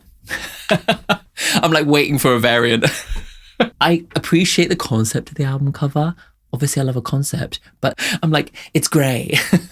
Why is this beautiful man waiting for me to get, oh, why he's already testing my patience. I only fear he is taking time with other women that ain't me when I've been reviewing applications. It's just the way she gets her mouth around these words is so amazing. I'm not going to go through every single lyric here because I think we all know them. But like, again, it's the humour, but like the underlying story of loneliness that provides that amazing amount of contrast and friction, you know? I'm doing lonely acrobatics, I'm zipping my dress at 2 a.m. I'm tired of living like this. Like, this one definitely leans further into the humour than a lot of the rest of the album, but I think the reason it hits is because obviously we love a bit of a humour in a song and it's not actually done that often, but the reason it really hits is because it's this relatable feeling. Actually, this is a song about loneliness. When you really think about it, this is a song about loneliness. Under all the glitz and the glam and the theatrics and the humour, this is someone trying to cope with their loneliness. We all use humour as a coping mechanism. And that is what this song is in a nutshell. Yeah. And that's why it connects. And obviously, like, her fucking insane performance. And actually, this song is the perfect single because it, like, lays out basically what she's doing with her artistry in this era, which is this kind of merging of the new and the old in so many different ways, as we discussed throughout the album. This album is really inspiring me. I'm like, I need to get back to working on my next EP. This is the kind of album that I would want to make, you know, theatrical and also super vulnerable. Anyway, right, let's go on to the next song. This is Fields feat. Grandad Michael. Oh God, I'm going to cry. I just know I am. Let's go. It's been a long time. Oh, lovely. Oh, I love the chorus of female vocals here. Oh. Grandad. It's been so many months that I haven't called. Seems there's always something more important on my to-do list. Oh. I dwell on what I don't have instead of what I do. And it's weird that I wear lipstick and put a kiss on the back of my hand, so I can see what my love looks like when I'm alone. But how are you, Grandad? Do you get lonely too? I just wanna be free. Yeah. Like a child rolling down a hill in a field of golden and green, where every burden that weighs on me will fall away like a soft rain. Golden and green. I wanna be rid of the nothingness. Wait for me in the living room. Do you still play the piano, Grandad? Play me something, play me Claire de Lune. Where did all the time go? When did I go from being a kid? My other pillows never touched. It gathers dust and yet, and I'm a zest for life like when I was 18. You see, I just wanna be free. Fall away like a soft rain, fall into a stream. Hello, Rachel. It seems to have been a while since we've actually spoken. There's not a day passes by when I don't think of you. That's so cute. You can feel lonely in a crowded room. Spoken like a true poet. Grandad is a songwriter, you see. We were both born little with big dreams. Aww. And he's tears to my eyes. He said, You will hear my songs when I die. and I told him, Grandad, so long as God gives me life, I will practice your song and I will give it my best try. You see, free. Oh God. And every burden that weighs on me will fall away like a soft rain. Feel the garden and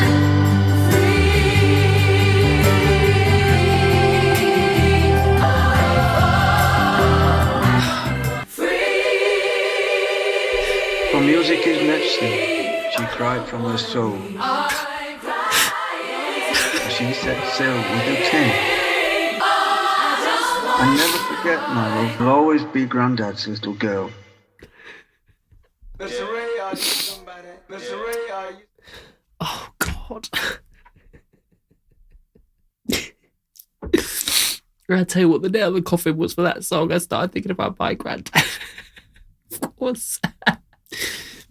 My granddad died 5 years ago, and yet still sometimes it just comes back to bite you, doesn't it?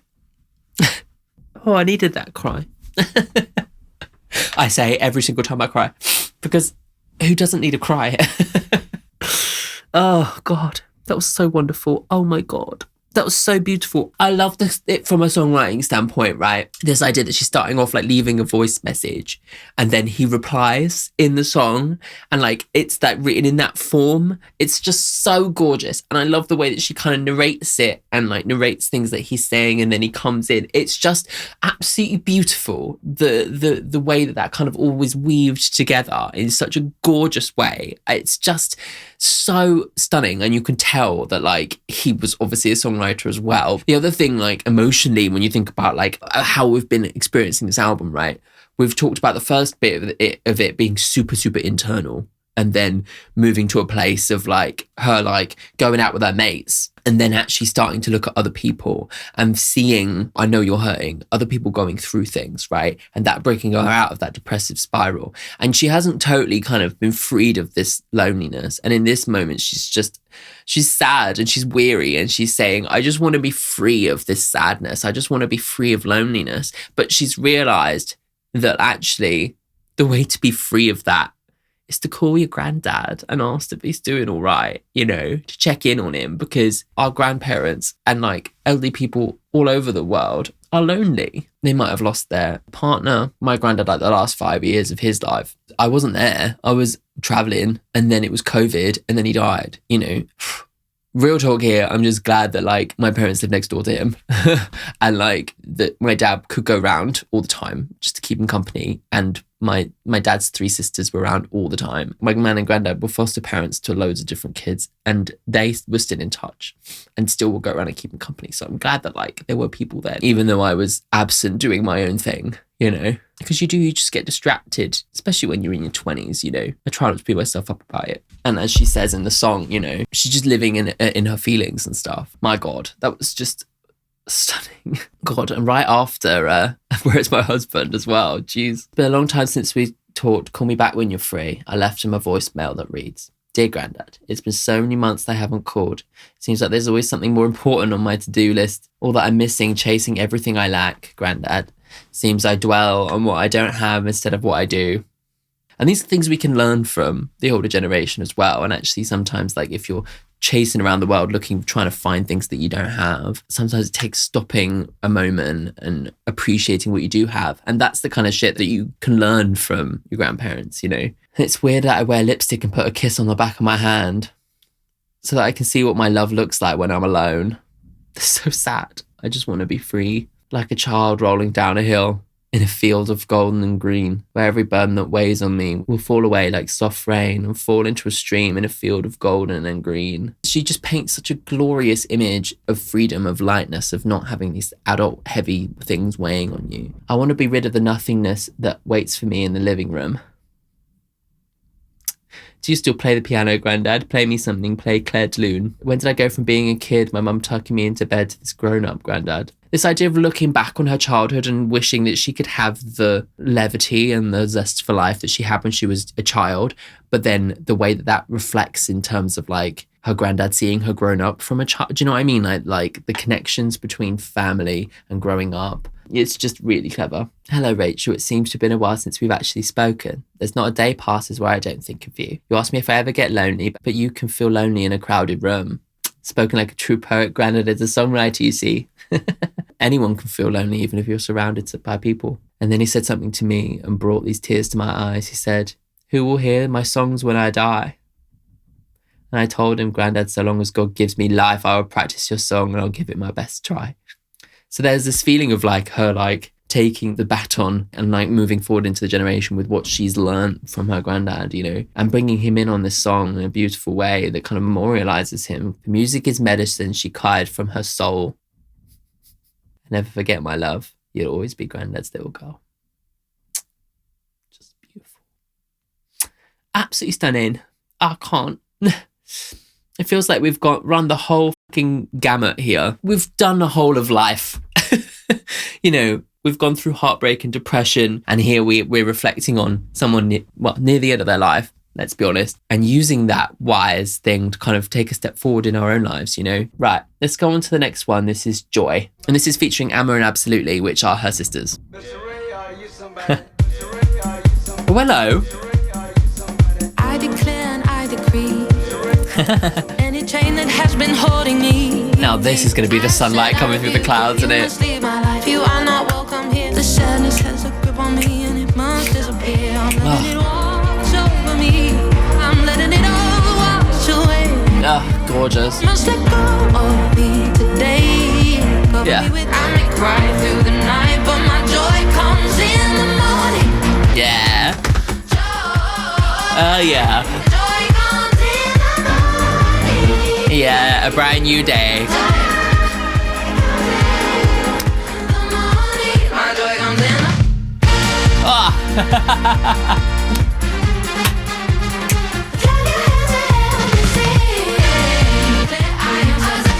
God, I love the orchestration. That is so fast.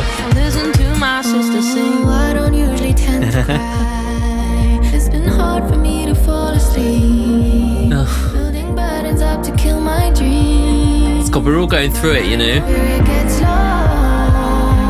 Oh, gorgeous. I love the intimacy in her vocal. It's really lovely. There's a war, but the light comes with the morning. Yeah. I may cry through the night, but my joy comes in the morning. Here comes my joy. Oh, it's so good, this song. Like the way it builds up and then it doesn't kind of go off. It just kind of goes down and in. It's so sick. My joy comes in the morning. My joy comes in. I see you. This kind of actually feels like the sister to I Know You're Hurting, doesn't it? Like, in terms of like the chords, but like flipping it on its head and having this much more kind of like upbeat thing.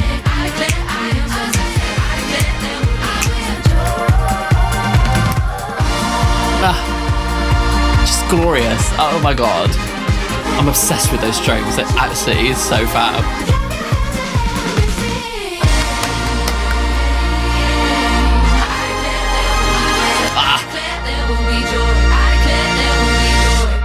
Fabulous. Oh my god.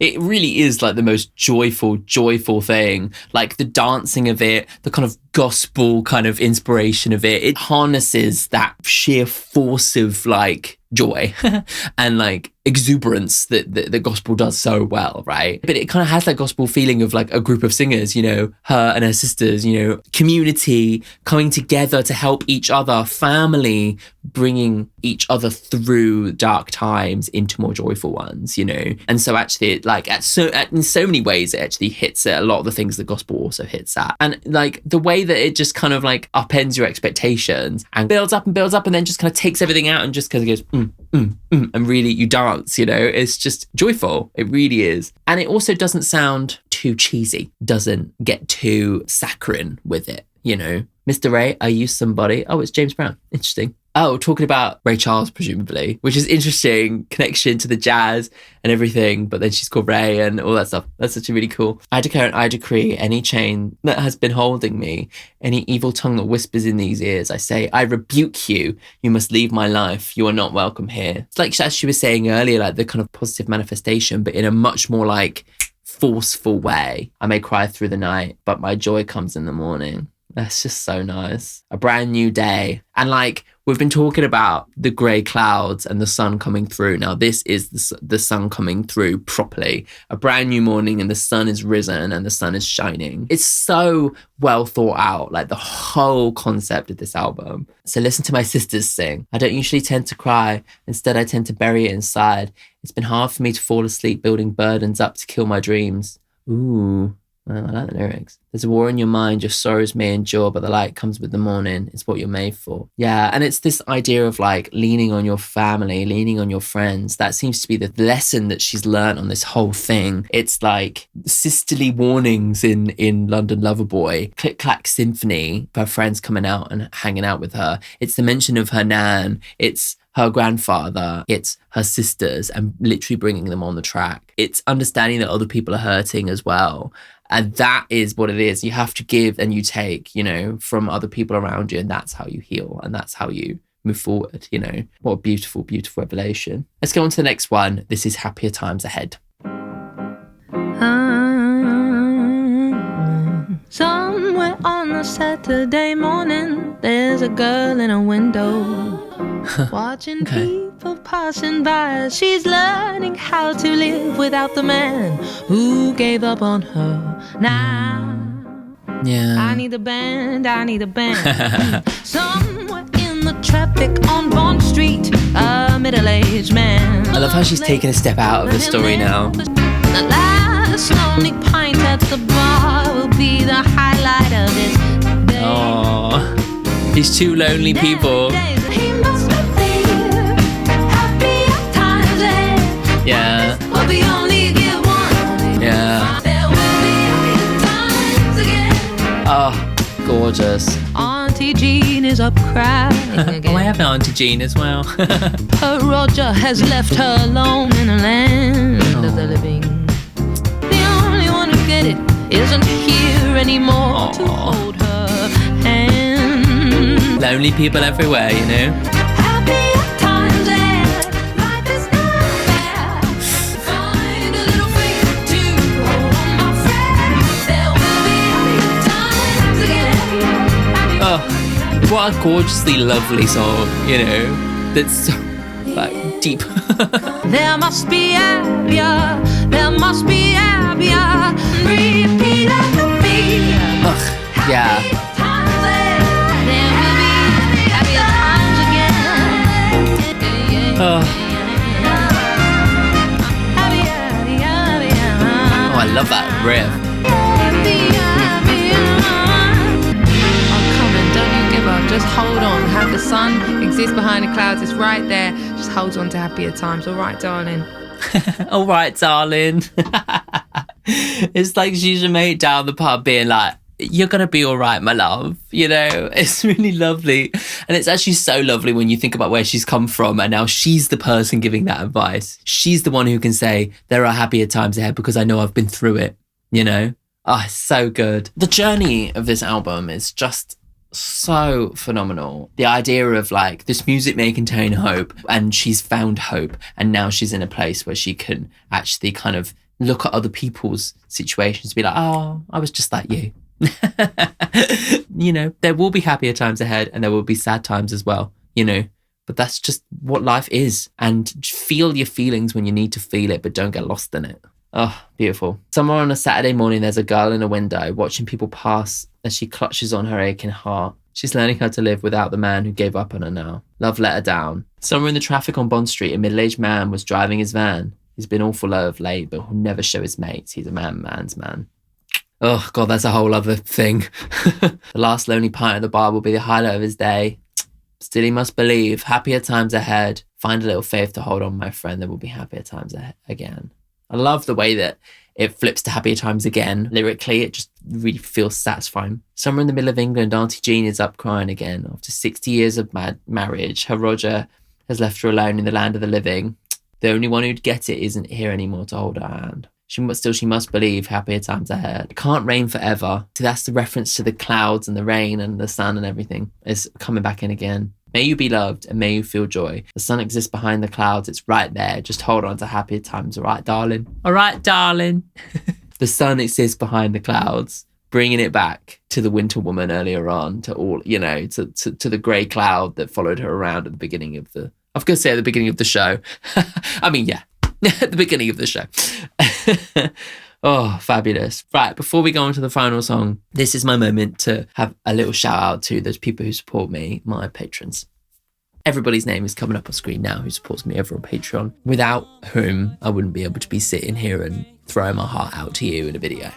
So thank you everybody who supports me. You make it possible for me to do what I do. And, you know, I've been doing this for 6 years and like, it still is an absolute joy to put these videos out and to experience this music and sharing that with everybody. Yeah. And to just have people who actually care what I have to say is, you know, a gift that's priceless. So thank you everybody who supports me over on Patreon, keeps the lights on. If you want to join in and join the Patreon, it's a lovely little community. You can get involved in many different ways. Starting from the free tier, where you get access to the newsletter and you get to be part of the community. There's also a free tier only chat, which I'm trying to get going, but people aren't very chatty at the moment. So make sure you go over there and chat. If you're in the free tier, I want to hear what you have to say about all the new music releasing. And then on the £3 tier, you can get access to my reactions to live performances, like my reaction to Raye at Glastonbury, where I first heard Where Is My Husband, and I Know You're Hurting. So if you want to see my initial reactions to those, they're on £3 tier. And my reactions to new songs and music videos, and also all the other bonus content,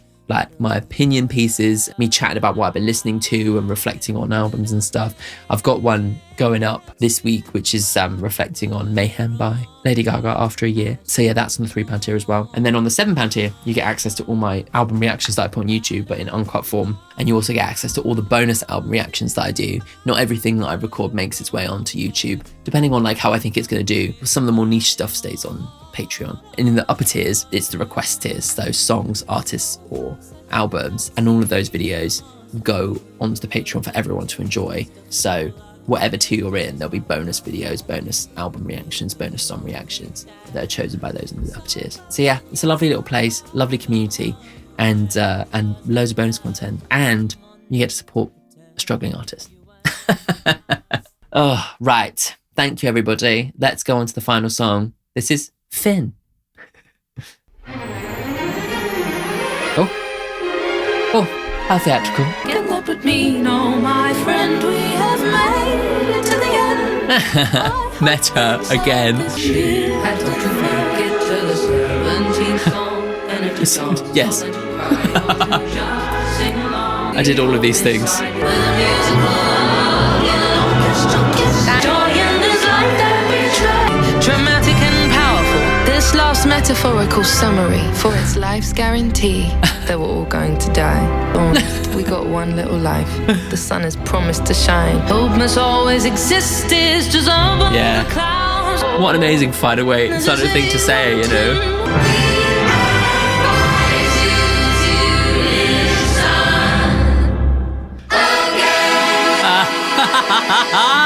Thank you for listening. Until next time, lots of love. Raye. Ugh. Roll the credits. The credits?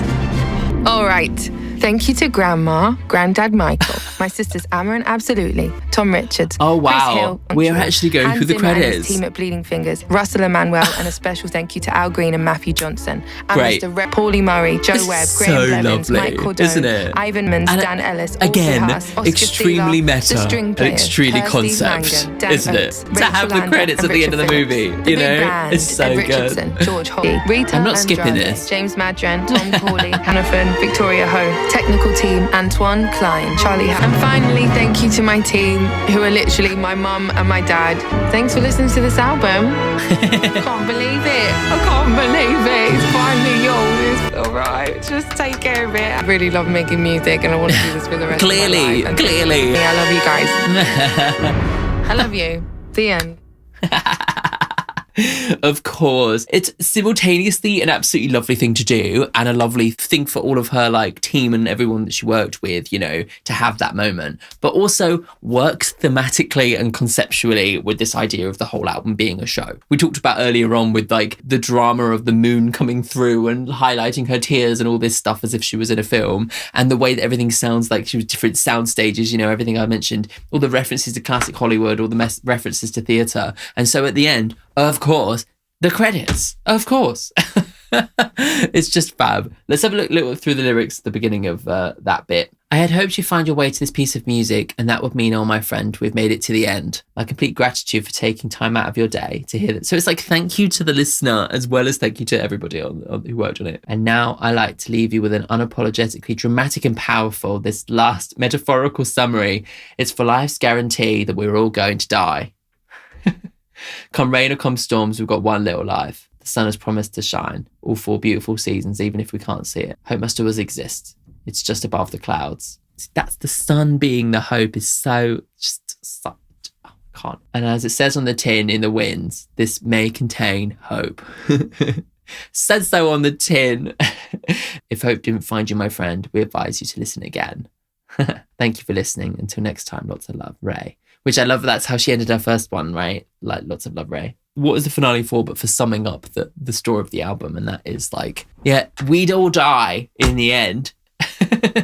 And so you got to make the most of it. You've got to find ways to find that joy, you know? And that's what she's done throughout this album, is found the way to get to hope again. You know, she's found her way to hope through her friends, through her family, and through positive affirmation, through herself, through being inspired to kind of impassion herself. You know, seeing these other people who are going through the hardest times in the world and still standing up, and she's inspired to do the same. And that's how she's inch by inch managed to save herself from this like depths of despair and reconnect with those that she loved. And so it kind of becomes this like huge mantra for life. But because it's her discovery of this, you know, it feels like a beautiful coming of age album, you know. Like we witnessed her go through these things that is something that we all go through in different ways and find her own way through it. And in witnessing her coming of age, maybe we can reflect on our own lives and our own experiences and the way that we've come through these things. Or maybe some of us maybe haven't come through these things and need music to help us to get through it. Yeah, it's just gorgeous and life-affirming and moving and powerful. And on a technical level, the way that she merges genre, the way that she manages to carve out a completely unique space for herself, the way that she manages to tell this completely meta narrative of as if it was her life on stage, you know, all these different super ambitious concepts she manages to pull off in such a fun way. It's because despite all these heavy topics, it's so fun, isn't it? So much fun and so silly and so powerful as well, and so dramatic and so moving, and it goes through every human emotion, this whole album. And I suppose that's the thing, isn't it? I can't say enough about how fabulous that is as an experience and as a story. It's extremely moving to hear people making music like this. You know, it can feel a little bit like difficult sometimes. You hear a lot of people saying like music doesn't hit anymore, you know, and I think you've got to seek it out and you've got to open up your ears. I think that's something that doing this channel has taught me, is that when I've sat down and opened up my ears, there's so much to discover. There's so much joy to be had, so much like life-affirming shit to be heard. And, you know, like I've had a difficult start to this year, but like something that constantly keeps me going and keeps me passionate is this love of music. You know, every so often albums like this come along and just reawaken that passion. And I'm just so pleased that artists can get through the fucking mechanizations of the industry and provide us with albums like this. I mean, overall, just like 10 out of 10, fucking phenomenal thing. Everything I wanted the album to be and more. What's my favorite song? I mean, I don't even know how I'm supposed to pick. The thing is, because I heard I Know You're Hurting last year, I kind of don't want to say that. But I think it is. Not to say that like the rest of the album didn't live up to what I was expecting from that, because it 100% did. I Know You're Hurting is my favourite. It just has to be. But like next for me, it's Clack, Symphony as well, and Fields and Skin and Bones as well, to be honest. But I think I Know You're Hurting is just the centre point of realisation, you know, and it's just the most powerful thing. And from being in context of the album, where we were coming from and where we went to, it becomes this like shining beacon in the center of the album, and therefore is like lifted beyond what it was when I heard it last year. But yeah, let me know what your top 5 songs are in the comments. I would love to know. There are 17 tracks, so if there's anything I didn't notice, then please let me know in the comments. Again, like I learned so much from everybody's comments on this, especially if there's any background and stuff that I'm not aware of. I hope you have a lovely rest of your day. If you want to check out more videos from me, you can check out my 20th Century Blues reaction here. And if you want to check out the Patreon, where I reacted to Where's My Husband and I Know You're Hurting live at Glastonbury and Nightingale Lane live at the Brit, you can watch that on my Patreon here.